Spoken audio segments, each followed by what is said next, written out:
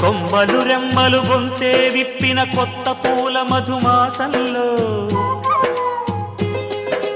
తుంబెద జన్మకు నూరేళ్ళెందుకు రోజే చాలులే చింతపడే చిలిపి చిలక చిత్రములే బ్రతుకు నడక పుట్టే ప్రతి మనిషి కనుమూసే తీరు మళ్ళీ తన మనిషై